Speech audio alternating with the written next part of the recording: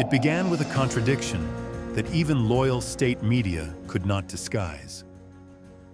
While Vladimir Putin insisted that Western sanctions would not damage Russia's economy, Kremlin-controlled television networks were suddenly broadcasting stories of refinery shutdowns, supply crises, and budget shortfalls. That shift in tone marked a moment of quiet panic. For years, state TV had been a shield for the Kremlin, transforming every setback into a triumph. But now, as reports surfaced that one of Russia's largest refineries, the Ryazan oil refinery, had halted operations after multiple Ukrainian drone strikes, even Moscow's propagandists seemed to run out of euphemisms. The core of the problem wasn't only about oil, it was about exposure. For the first time since the invasion began, Russian citizens were hearing from their own television anchors that the war and sanctions were creating a deep wound in the national economy. Prices for food, gasoline, and essential goods were climbing while the ruble continued to lose value.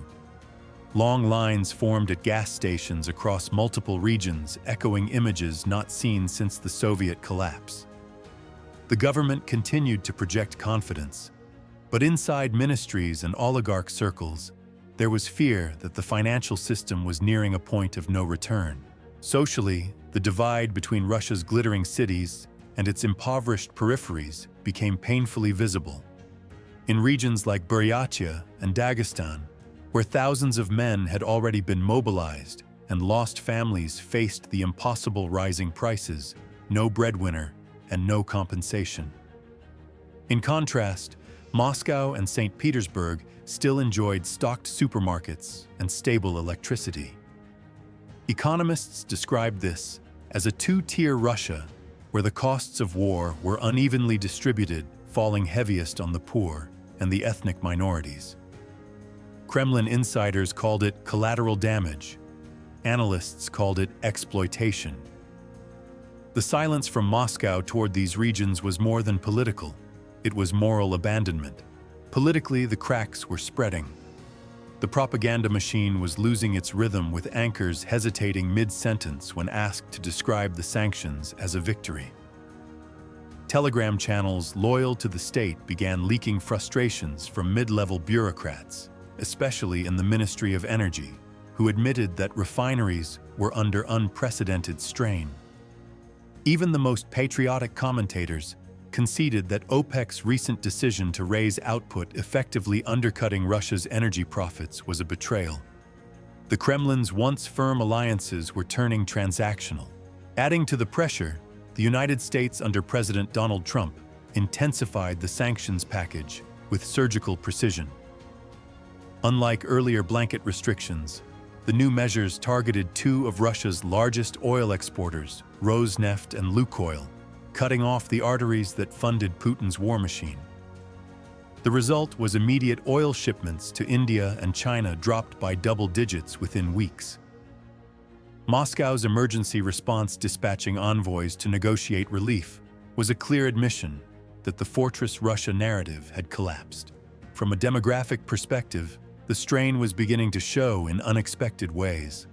Skilled workers in oil-rich regions, especially younger engineers and refinery technicians, started migrating westward to Turkey, Georgia, and even Kazakhstan, seeking stable pay and safety.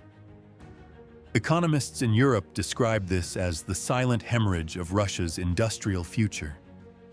Each departure weakened the energy infrastructure further, forcing untrained recruits to fill technical roles they were unqualified for.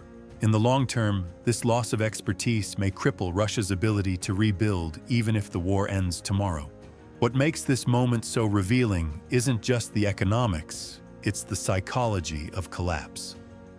The very networks once designed to glorify Putin's policies were now documenting his economic unraveling. The Kremlin's silence has become deafening, leaving ordinary Russians to connect the dots on their own. They are beginning to see what their leaders won't admit: the sanctions are not just hurting, they are dismantling the foundation of the state.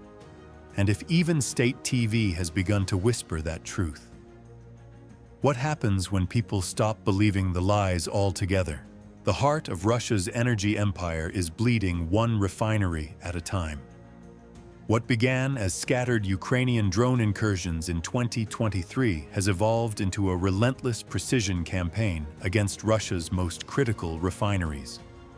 The Ryazan refinery, responsible for nearly 5% of Russia's refined output, has now become a symbol of that vulnerability.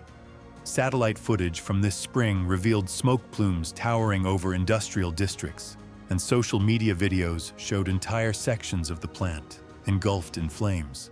Within 48 hours, production halted indefinitely. For Putin's technocrats, this was a nightmare scenario. Russia refines roughly 30% of its crude domestically.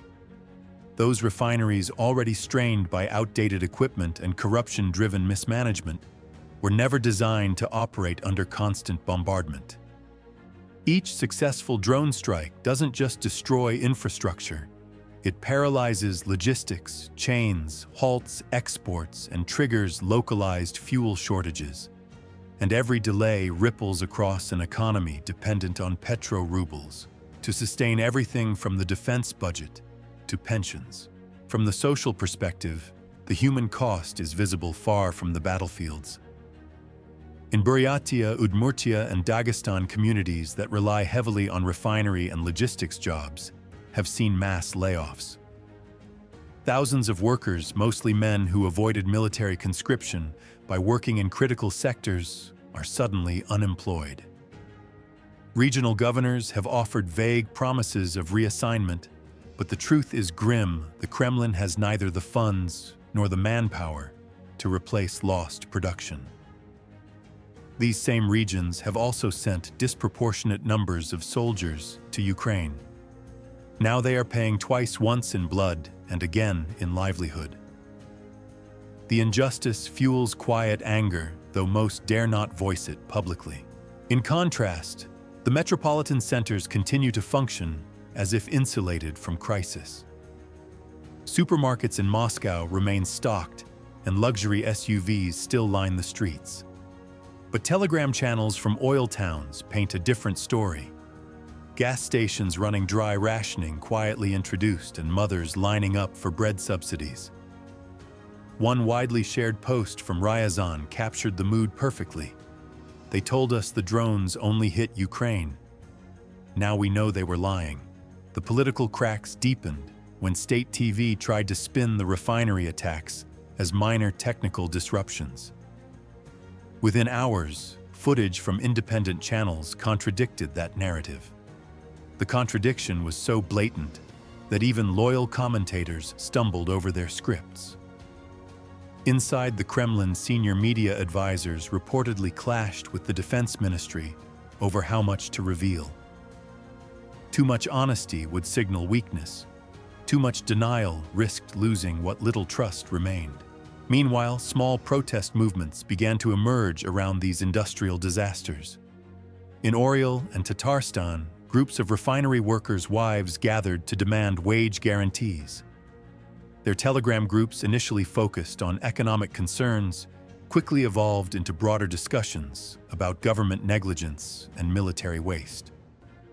The authorities labeled them foreign-influenced, yet they hesitated to suppress them. These were not traditional opposition figures. They were ordinary women appealing to fairness and survival. That moral pressure, the soft power of truth from below, posed a new dilemma for Putin's regime. From a demographic angle, the refinery crisis is accelerating a quiet evacuation of skilled labor. Thousands of engineers, technicians, and safety inspectors are leaving for Kazakhstan, Georgia, or Armenia, taking decades of institutional knowledge with them. Economists call this technical depopulation, a loss not measured in casualties, but in capacity. Even if Russia could replace the physical infrastructure, the expertise is gone.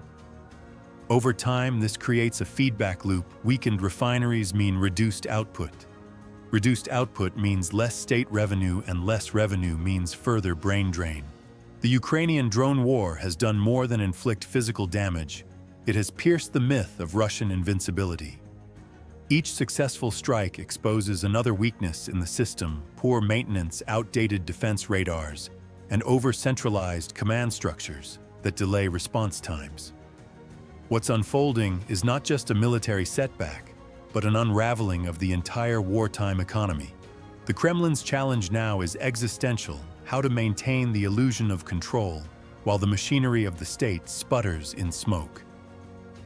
As one anonymous analyst on a Moscow finance forum wrote, "Our tanks run on oil and our economy runs on lies. Both are leaking." If that observation holds true, then Russia's greatest enemy may not be Ukraine's drones, but its own crumbling foundation, an empire collapsing not from invasion, but from within. When Western sanctions tightened in late 2024, Vladimir Putin made a bold but misguided bet that reduced Russian exports would trigger a global oil price surge, allowing Moscow to earn more money even while selling less. Standing before cameras, he claimed that supply constraints would lift prices sharply and naturally offsetting any losses. His words echoed confidence, but reality struck back within weeks. The price of crude barely moved.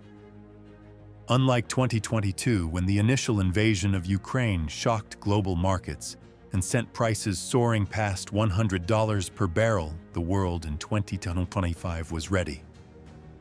OPEC nations quickly filled the gap, raising production and ensuring stable supplies. The barrel price rose only a few dollars, nowhere near enough to compensate for Russia's export decline. By February, oil was trading around $61, while the ruble continued its freefall. The result was devastating for the Kremlin's finances. Behind the polished rhetoric, Russian economists warned that the state budget was bleeding faster than at any point since the collapse of the Soviet Union. Oil and gas once made up nearly half of government revenues. Now, with refinery output crippled and export markets closing, the deficit ballooned.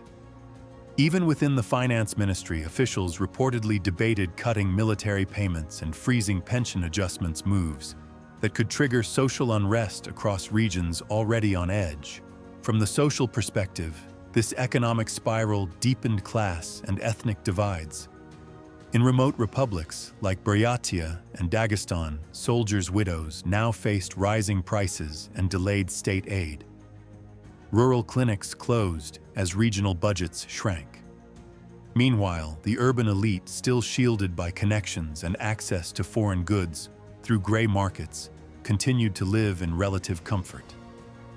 Analysts called it economic triage, a system where the center saves itself while the periphery withers. Every delayed salary and empty shelf in the countryside became another quiet accusation of exploitation. In political terms, Putin's oil resilience narrative quickly unraveled.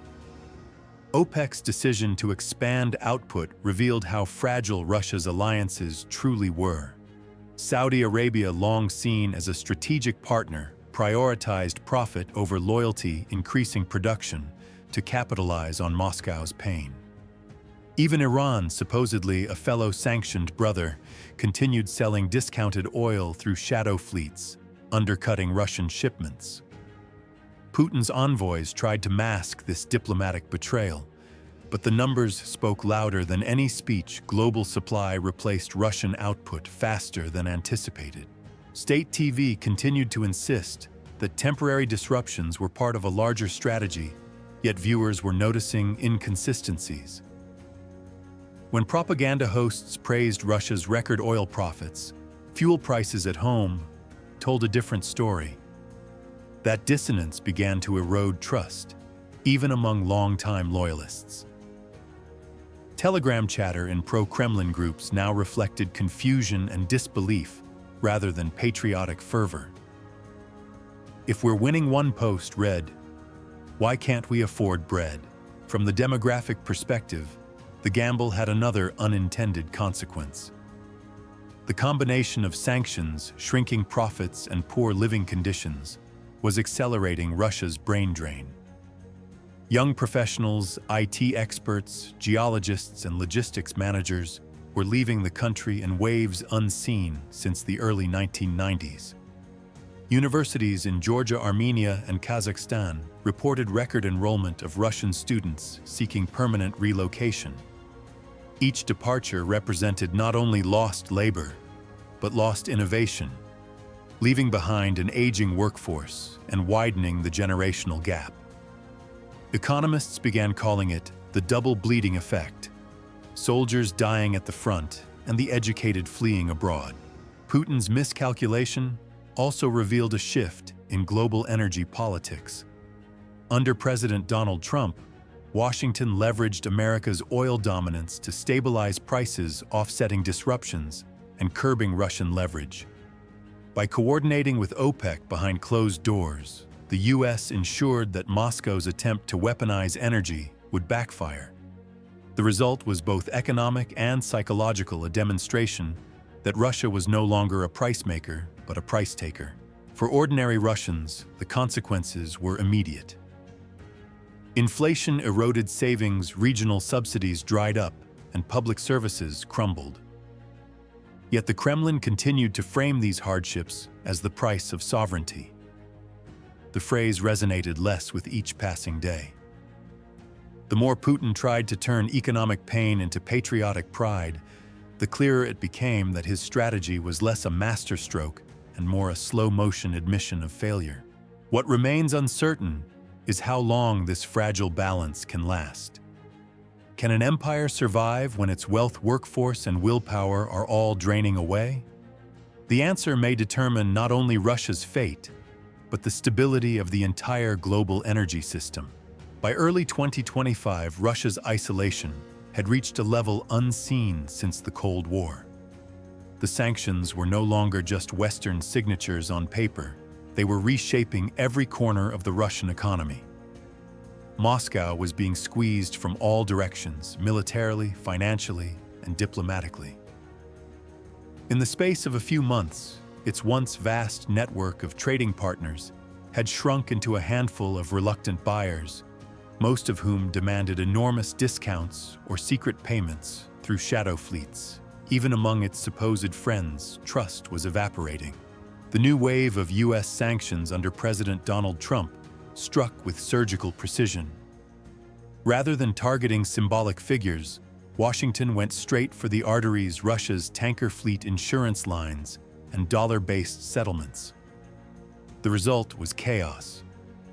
Shipping firms began abandoning Russian oil contracts overnight, fearing secondary sanctions that could ban them from global markets.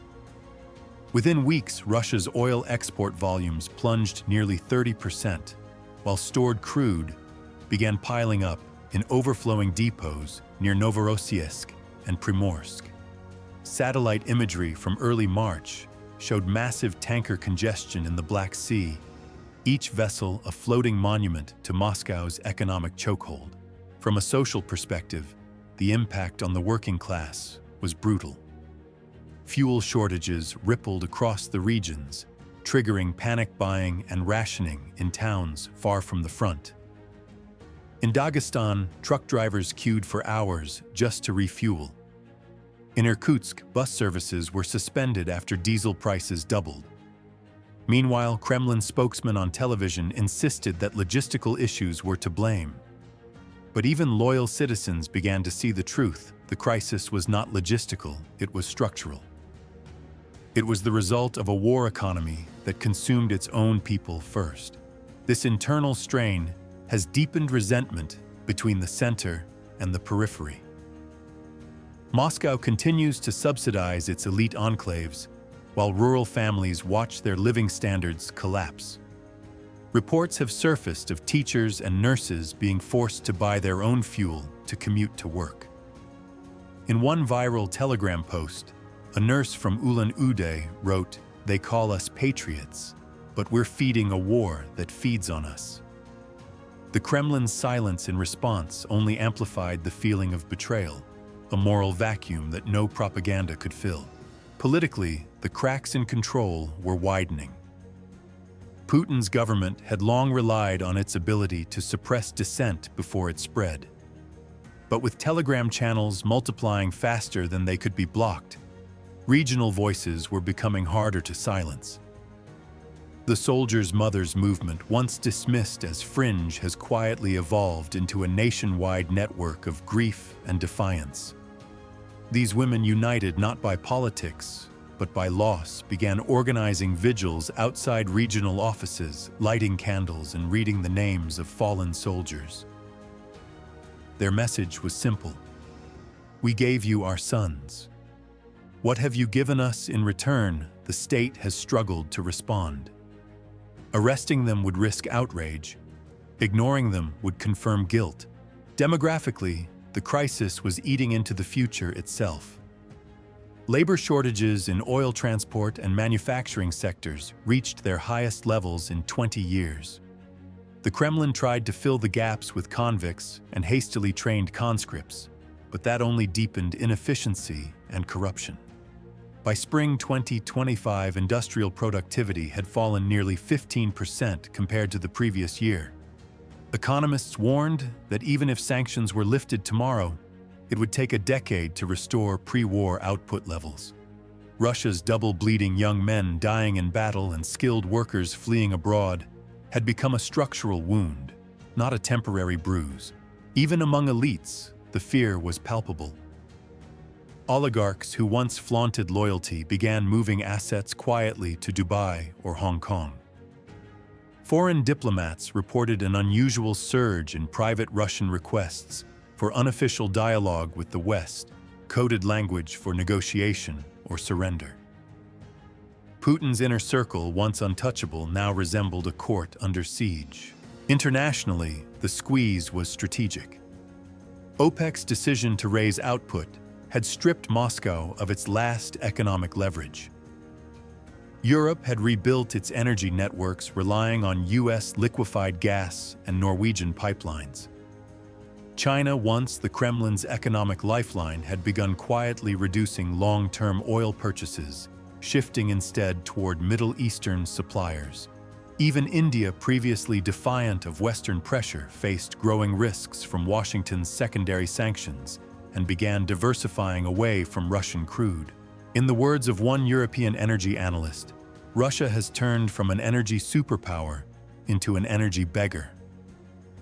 That humiliation cuts deep in a nation where oil and pride are intertwined. The Kremlin may still control the media, the police, and the parliament, but control is not the same as power.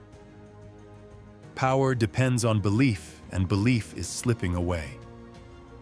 The question haunting Moscow's corridors now is no longer, can we win the war, but can we survive the peace that follows?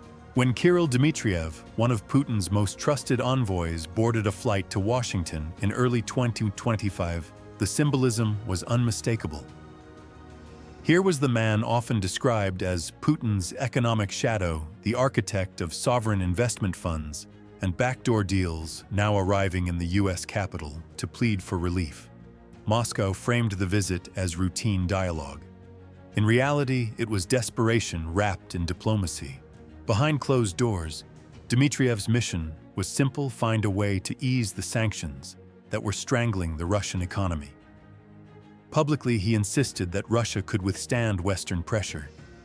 Privately, he sought quiet assurances that certain financial restrictions might be lifted if Moscow agreed to temporary ceasefire terms in Ukraine. His arrival came just days after NATO Secretary General Mark Rutte openly declared that Ukraine had hit 1/3 of Russia's oil and gas infrastructure. The world understood what Dmitriev would never admit: the Kremlin was running out of options. From the political perspective, the visit exposed the contradictions within Putin's government. On television, officials continued to denounce the West and blame Kiev for prolonging the war. Yet at the same time, they dispatched their most powerful negotiators to the very countries they condemned. The mixed messaging revealed cracks in the regime's internal cohesion. For the first time, Western intelligence agencies reported signs of policy disagreement between the Russian Foreign Ministry, which favored talks, and the Security Council, which pushed for escalation. Putin's image as an unchallenged decision-maker was showing fractures. Meanwhile, the soldiers' mothers movement grew louder. Videos of mothers confronting local officials over missing sons began circulating online, evading censors through encrypted Telegram channels. Their language had shifted from mourning to accusation. "You told us our boys were defending Russia," one mother said during a recorded confrontation in Saratov, "but you can't even tell us where they are buried." This soft moral resistance, apolitical but unyielding, was precisely the kind of pressure the Kremlin feared most. Unlike opposition politicians, these women could not be branded as traitors without alienating the public. From a social perspective, the elite's outreach to Washington deepened resentment at home. While Dmitriev stayed in luxury hotels and spoke to Western diplomats, millions of Russians were enduring rationing job losses and unpaid wages.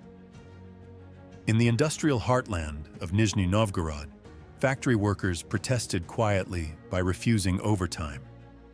Teachers in Belgorod recorded videos demanding back pay. These acts of defiance rarely made headlines, but they chipped away at the illusion of unity. The Kremlin's appalling silence toward ordinary Russians was breeding quiet fury, a slow-burning social rebellion fueled not by ideology, but by exhaustion. Demographically, the situation worsened as men continued to die in Ukraine and young professionals fled conscription. Russia's labor force shrank by hundreds of thousands in less than a year. The Ministry of Economic Development admitted that population decline was accelerating beyond projections. But even that sanitized language couldn't mask the scale of loss. Analysts in Europe began calling it the demographic implosion, a hollowing out of the nation's productive core. Every coffin from the front, every one-way flight from Sheremetyevo Airport was a data point in Russia's slow-motion collapse. Internationally, Dmitriev's trip underscored Moscow's growing isolation. The United States, confident in its economic leverage, refused to make concessions. President Trump's administration signaled that sanctions would only tighten unless Russia accepted an unconditional ceasefire. At the same time, China kept its distance, wary of being seen as underwriting a failing regime. Even Turkey, once a mediator, had grown cold after failed payment deals on gas and grain. Kremlin media tried to frame Dmitriev's visit as a diplomatic offensive. But the truth seeped out through whispers in Moscow. He had been rebuffed. No promises, no relief, no handshake photo. The image of Russia's top envoy wandering through Washington's diplomatic district, avoiding cameras, avoiding questions, was a metaphor for the regime itself. Proud in posture, humiliated in practice. Inside, Russia denial replaced strategy. State TV doubled down on the narrative that Ukraine refuses peace, echoing the talking points Dmitriev had carried abroad. Yet in Kyiv, the position was clear: Ukraine had already accepted a ceasefire framework proposed by Washington. It was Moscow that refused to stop fighting, still clinging to fantasies of total victory. The contrast was stark between a nation defending its survival and another trying to negotiate its pride. As the weeks passed, even Russian commentators who once dismissed Western pressure began to acknowledge the impossible.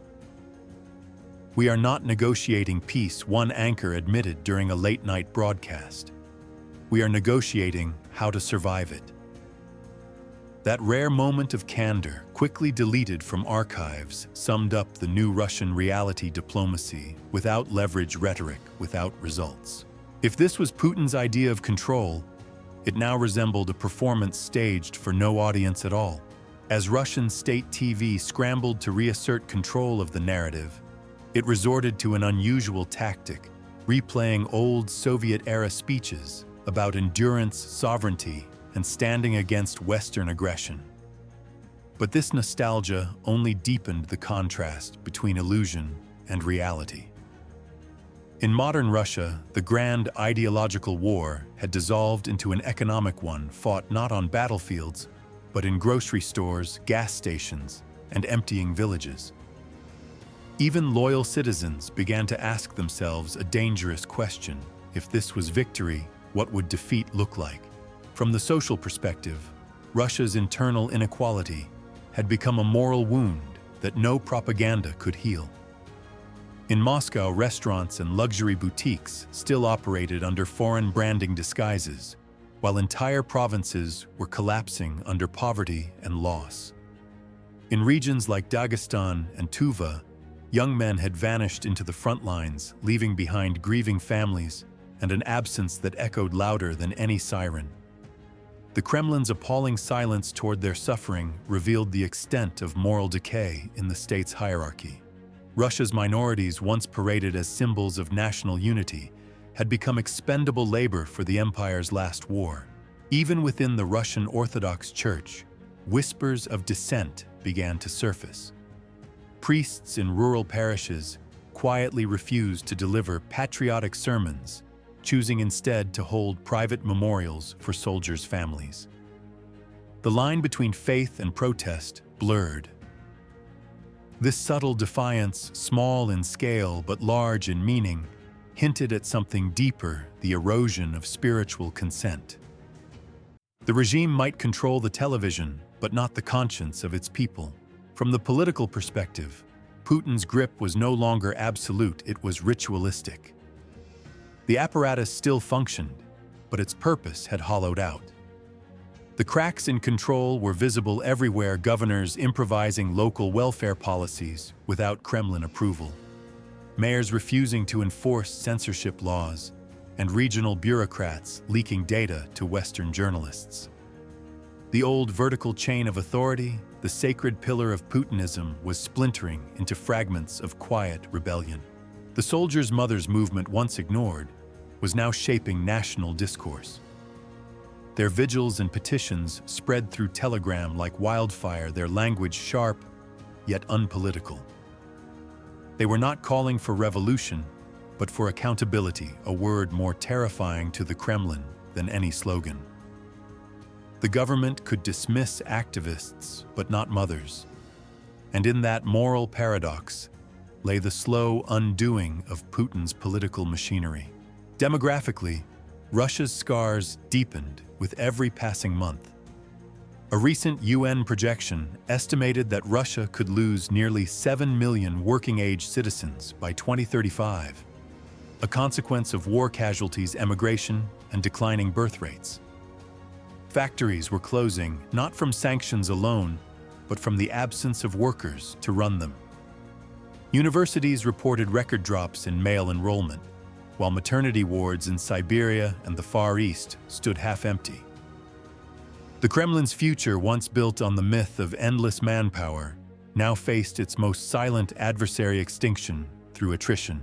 Globally, the parallel to history became unavoidable. Western commentators began recalling Ronald Reagan's 1983 Evil Empire speech, his warning that appeasement leads not to peace, but to surrender. The words resonated again across a divided world. The message was simple: peace bought with submission is no peace at all. Today it applied not to the United States, but to Russia, a regime demanding loyalty through suffering and silence through fear.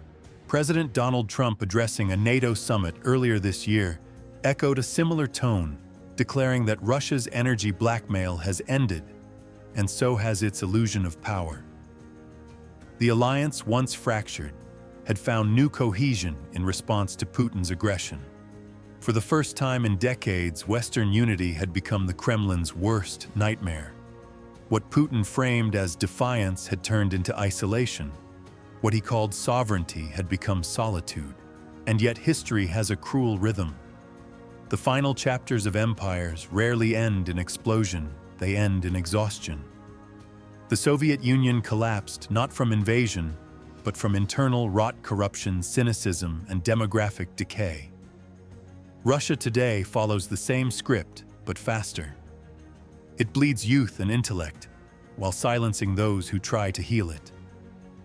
The drones that strike its refineries are less dangerous than the despair eating its future. Still, amid the wreckage, there remains a question the world keeps asking: can Russia change? before it implodes. The answer lies not with the Kremlin, but with its people, the millions who have lost sons, futures, and faith. Will they reclaim their voice, or will silence finish what sanctions began? Because if Reagan's words still hold truth, the path to peace is not through surrender, nor through denial, but through courage. And courage in this new Russia may yet rise from the places the Kremlin has forgotten. The collapse described across these sections is not merely economic, it is moral, political, and demographic.